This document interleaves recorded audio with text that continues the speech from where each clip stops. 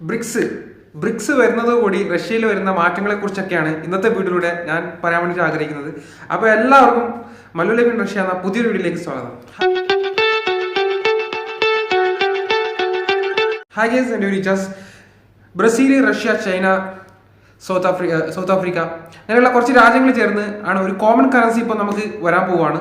അതായത് നമ്മുടെ റഷ്യയിലേക്ക് വരുന്നതിൽ ഏറ്റവും കൂടുതൽ ആളുകൾ ബുദ്ധിമുട്ടുന്ന ഒരു കാര്യമാണ് റൂബിൾ കിട്ടാൻ ബുദ്ധിമുട്ട്, അതുപോലെ തന്നെ ഡോളർ ചേഞ്ച് ചെയ്യാനുള്ള ബുദ്ധിമുട്ട്. അങ്ങനെയുള്ള ഒരുപാട് പ്രോബ്ലംസ് ഫേസ് ചെയ്യുന്ന ഈ ഒരു സമയത്താണ് പുതിയൊരു കറൻസി നമുക്ക് ഇന്ത്യയിൽ തന്നെ ഏറ്റവും പവർഫുൾ ആയിട്ടുള്ള യൂറോപ്യൻ രാജ്യങ്ങളെ പോലെ അമേരിക്കയെ പോലും വെല്ലുവിളിക്കാൻ പറ്റുന്ന അത്രയും പവർഫുൾ ആയിട്ടുള്ള RF എന്ന് പറഞ്ഞിട്ടുള്ള ഒരു കറൻസി ബ്രിക്സിൽ നമുക്ക് വരാൻ പോവാണ്. അതുപോലെ തന്നെ വളരെ ഇമ്പോർട്ടൻ്റ് ആയിട്ടുള്ള കുറച്ച് കാര്യങ്ങളാണ് ഈ ഒരു വീഡിയോയിലൂടെ നിങ്ങളായിട്ട് ഷെയർ ചെയ്യാൻ വേണ്ടി ആഗ്രഹിക്കുന്നത്. ബ്രിക്സ് എന്ന ബാങ്ക് വരുന്നതോടുകൂടി റഷ്യയിലെ ഇന്ത്യക്കാർക്ക് വന്നു കഴിഞ്ഞാൽ ഈ ഒരു കോമൺ കറൻസി ഉപയോഗിച്ച് നിങ്ങൾക്ക് റഷ്യയിൽ എവിടെയും സാധനങ്ങളൊക്കെ പോയി വാങ്ങാം, എന്ത് വേണമെന്നുണ്ടെങ്കിലും നിങ്ങൾക്ക് ഇവിടെ ചെയ്യാൻ പറ്റും എന്നുള്ളതാണ് ഏറ്റവും വലിയൊരു ബെനിഫിറ്റ് എന്ന് പറഞ്ഞു കഴിഞ്ഞാൽ.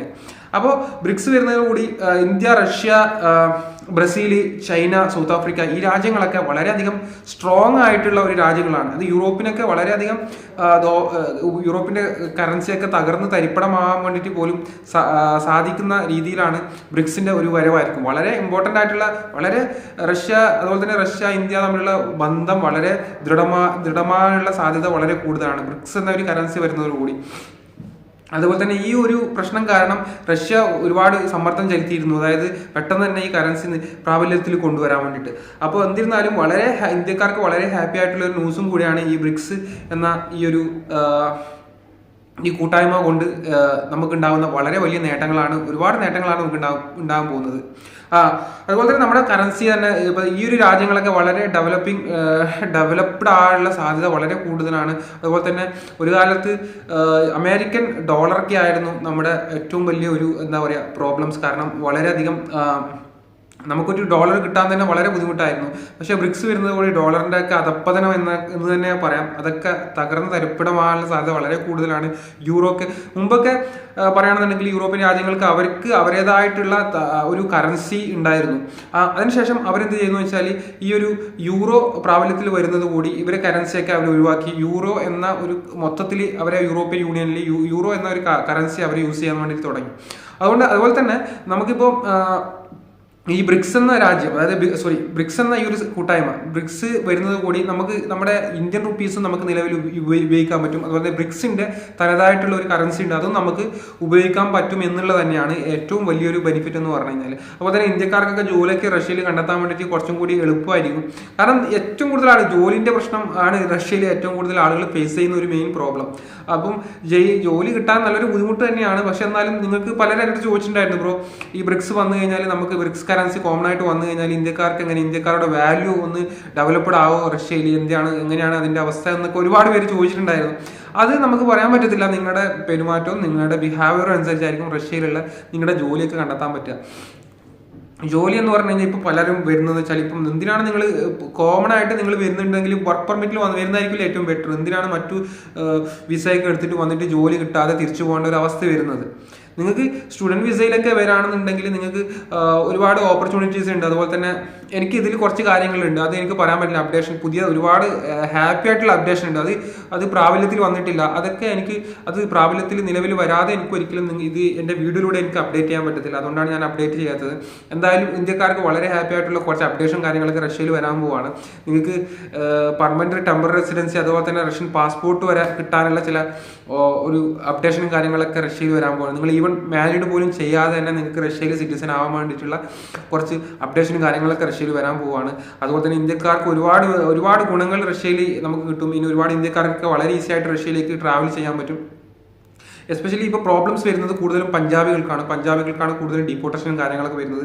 നിങ്ങൾ വരുന്നുണ്ടെങ്കിൽ നിങ്ങളിപ്പോൾ ഒരാൾ ഒരു വർക്ക് വിസയിൽ വന്നിട്ട് എന്തെങ്കിലും ചീറ്റിങ് കാര്യങ്ങൾ സംഭവിച്ചാൽ ആ ഒരു ഒബ്ലാസ്റ്റ്, ആ ഒരു സ്റ്റേറ്റിലെ ആളുകളെ മൊത്തം ബാധിക്കും. ഇപ്പോൾ കേരളത്തിൽ ഒരാൾ വന്നിട്ട് എന്തെങ്കിലും പ്രശ്നങ്ങൾ ഇവിടെ കാണിച്ചു കഴിഞ്ഞാൽ അവിടുത്തെ ആ കേരളത്തിലെ ആളുകളെ മൊത്തം ഇത് ബാധിക്കും. അതാണ് ഒരു പ്രശ്നം, ഏറ്റവും വലിയ പ്രശ്നം. അങ്ങനെയുള്ള ചില ഉടായ്പ ഫ്രോഡുകളാണ് ഈ മറ്റുള്ള ആളുകളെ പോലും ബുദ്ധിമുട്ടിക്കുന്ന രീതിയിൽ പ്രശ്നങ്ങൾ ഉണ്ടാക്കുന്നത്. അപ്പോൾ അങ്ങനെയുള്ള ആളുകൾ ഇപ്പോൾ ഇവിടെ വന്നിട്ട് സ്റ്റുഡൻറ്റ് വിസയിൽ, വിസിറ്റിംഗ് വിസയിലൊക്കെ വന്നിട്ട് ഇവിടെ കണ്ടിന്യൂ ചെയ്യാണ്. വിസിറ്റിംഗ് വിസയിൽ വന്നിട്ട് കണ്ടിന്യൂ ചെയ്യാണ് ഇല്ലീഗലായിട്ട്. അതുപോലെ തന്നെ സ്റ്റുഡൻറ്റ് വിസയിൽ വന്നിട്ട് ഇല്ലീഗലായിട്ട് കണ്ടിന്യൂ ചെയ്യാണ്, വിസ പോലും എക്സ്റ്റെൻഡ് ചെയ്യാതെ. അങ്ങനെയുള്ള ആളുകൾ ഇപ്പം എമിഗ്രേഷൻ വഴി പിടിക്കപ്പെട്ടു, അവരെ കാര്യങ്ങൾ ആ ഏത് ഒബ്ലാസ്റ്റാണ് അവർ ചെക്ക് ചെയ്യും. അതായത് നമ്മുടെ കേരളത്തിലാണെങ്കിൽ കേരളം അവർ അവിടെ ഒരു ബ്ലാക്ക് മാർക്ക് അവിടെ വരികയാണ്.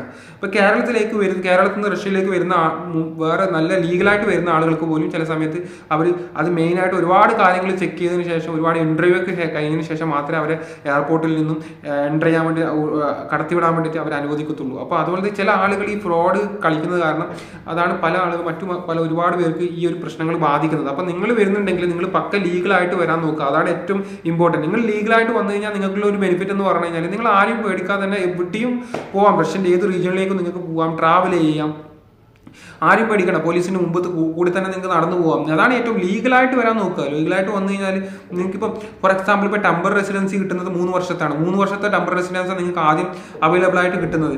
അതിനുശേഷം നിങ്ങൾക്ക് വരുന്നത് വെച്ചാൽ ഇപ്പോൾ 3 വർഷത്തെ വർക്ക് പെർമിറ്റ് ഉണ്ട്. അപ്പോൾ ഈ ടെമ്പർ റെസിഡൻസിൻ്റെ അതേ വാല്യൂ തന്നെയാണ് ഈ ഒരു ഇതിൽ വരുന്നത്, അതായത് ഈ വർക്ക് പെർമിറ്റിൽ വരുന്നത്. അപ്പം ഇത്രയും കാര്യങ്ങൾ നിങ്ങൾ എന്തായാലും മനസ്സിലാക്കിയിരിക്കുക. കാരണം ബ്രിക്സ് എന്ന ഈ ഒരു കൂട്ടായ്മ കൊണ്ട് നമുക്ക് ഒരുപാട് ബെനിഫിറ്റ് ഇനി ഫ്യൂച്ചറിൽ വരാനുള്ള സാധ്യത വളരെ കൂടുതലാണ്.